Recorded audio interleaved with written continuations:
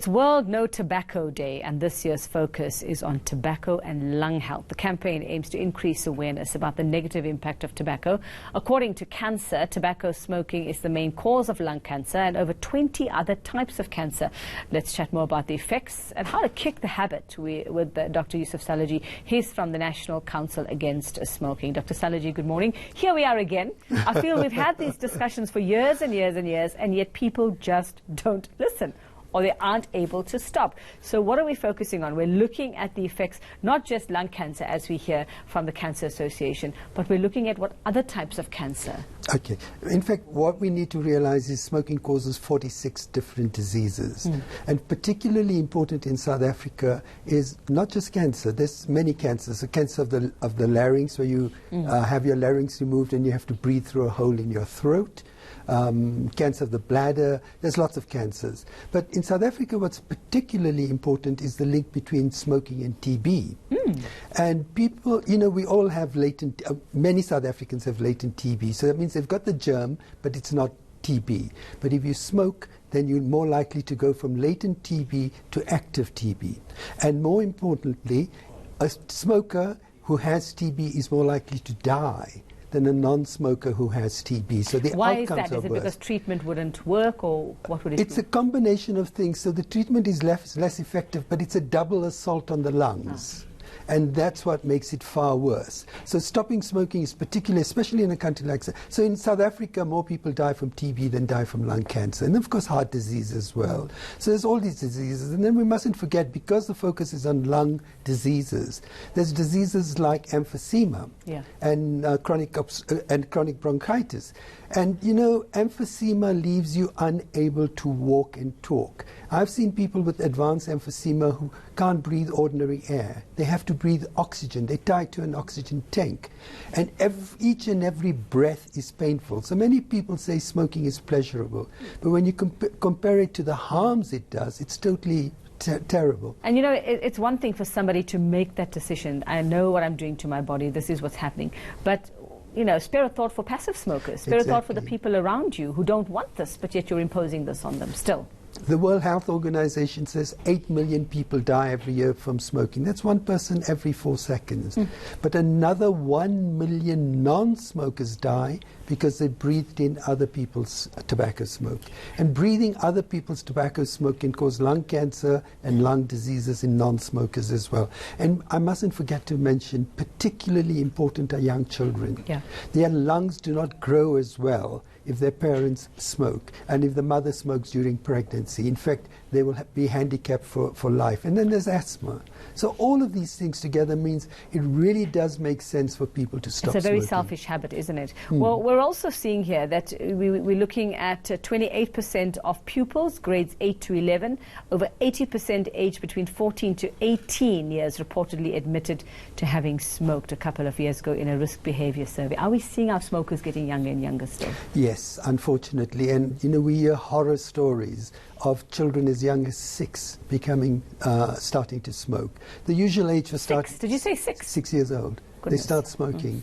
And the problem then is it only takes a few cigarettes before you become addicted to smoking. And that's the thing for the tobacco industry, and that's why we meet every year, is that we're dealing with a very powerful addiction. The industry has only to persuade a young kid to smoke half a dozen cigarettes. And addiction will make sure they have a customer for the next 30, 40 years. Okay, so I still find it, you know, it baffles me that in a time where we are now, people are becoming so conscious about what they're eating, what they're putting into their bodies. People are at the gyms all the time. They seem to be more health conscious, yet we are finding it so difficult to quit this habit. Now, I see Cancer has got an e-kick butt program. The council has the quit, your own quit program. Tell us about that. Tell us what are the options out there that might work for people who want to quit. For most smokers, they want to stop on their own. So they don't go look for professional help. And they don't even go to the pharmacist. You can go to the pharmacist, and the pharmacist will give you some medication. But what we run, the National Council Against Smoking runs, is the quit line. And I'll just give the number if I may quickly. It's 011-720-3145. 011-720-3145. And what this does, it helps people to deal with the problems of smoking. So it's the first week, the first few days of stopping smoking. Why are you smoking, first of all? Why? What's your reason? Exactly. Yeah. But more important than why are you smoking is why do you want to stop? Yeah. If you have good reasons for stopping, I know majority of people will.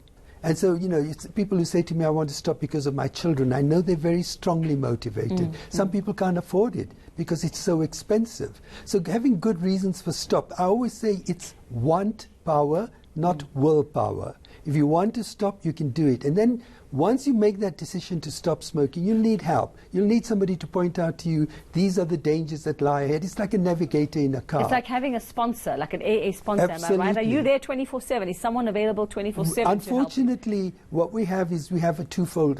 So we run the quit line during business hours. But once the person has started the journey, and if they need help, then we'll give them a cell phone number where they can call and get help if it's particularly difficult. Because it's fine in the day, but you know those hours when you particularly stressed or you've had one drink, and a lot of people say when they drink they have to smoke. That's where the two are linked, and it's a loss of self-control. So when they drink, they want to, and it's also an effect on the brain. Both alcohol and tobacco affect the centers in the brain and reinforce each other. But the most important thing is if a person wants to stop, they can. Yeah. And if you look at South Africa, between 1994 and 2004, 40% of South Africans stopped smoking. Yeah.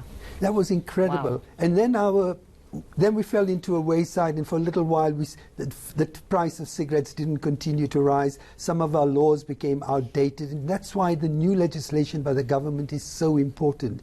It brings South Africa back into line with the best practices around the world, and the impact will be clear. Many more people will quit smoking. Very quickly, as a last word, Doc, if you can tell us, I mean, there are some tips on what might work and what might not work.